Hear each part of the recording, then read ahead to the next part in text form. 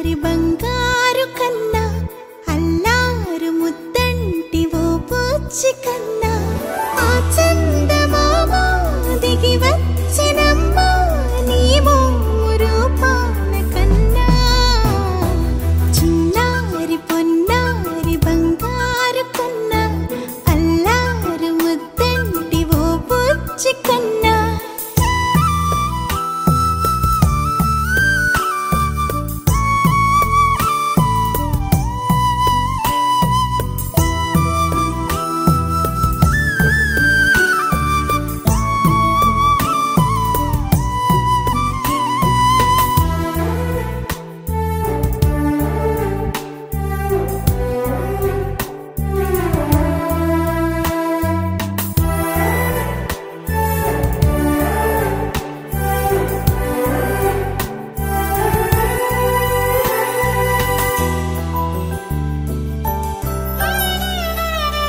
సిరి సిరి వెన్నెలలన్నీ మిలమిల వన్నెల సుధని చిలికిన తెల్లని నవ్వు నువ్వు నీ చిరునవ్వుల తోట చిలిపిగా ఆడే ఆట వెయ్యేళ్ళు నన్ను చూడనివ్వు అమ్మా అంటుంటే హృదయం ఉప్పొంగి ప్రాణం ఉయ్యాలలో పిండి నిన్ను నువ్వే నిదురించా నిన్నే నీకే జోలాలి పాడాలి నేను అమ్మా అమ్మా ఈ అంజనమ్మ శ్రీమత్ శ్రీమత్ హనుమంతుడమ్మ ఓ జన్మ ఫలమా మా తీపి వరమా ఇక నేను నీ చేతి బొమ్మ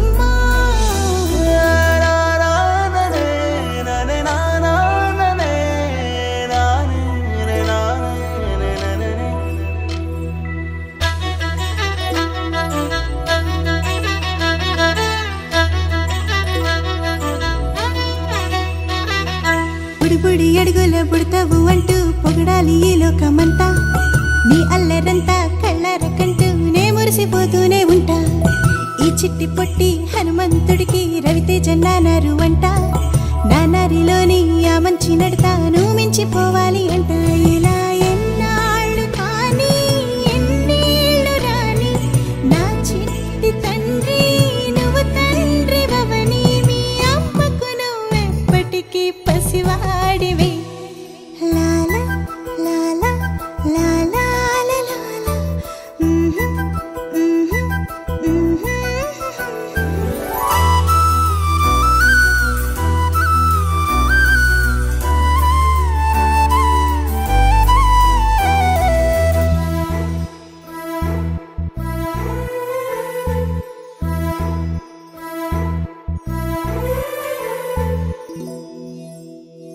హాయ్ అండి. నాని అన్నప్రాసన టెంపుల్లో చేయాలా ఇంట్లో చేయాలా అని చాలా డిస్కషన్స్ అయితే నడిచాయి. ఫైనల్గా టెంపుల్లో చేద్దామని అయితే ఫిక్స్ అయిపోయాము. అలాగే ఈ టెంపుల్కి ఒక స్పెషాలిటీ ఉందండి బాబోయ్. ఏంటో స్పెషాలిటీ అనుకుంటున్నారా? ఎగ్జాక్ట్గా 3.5 years బ్యాక్, అంటే కోవిడ్ టైము, మీ అందరికి గుర్తే ఉంటుంది కదా, ఆ టైంలో మా మ్యారేజ్ అయితే ఈ టెంపుల్లోనే జరిగిందండి.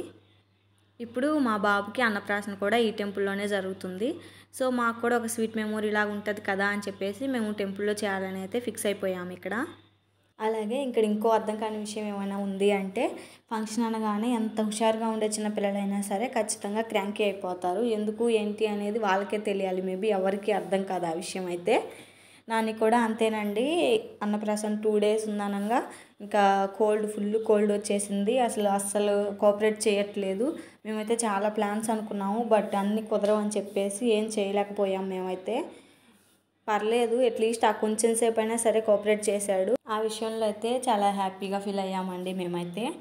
మీలో ఎంతమంది పేరెంట్స్ ఈ సిచ్యువేషన్ ఫేస్ చేశారు అన్నది కమెంట్ సెక్షన్లో అయితే కమెంట్ చేయండి. అసలు విషయం చెప్పడం మర్చిపోయానండి బాబు.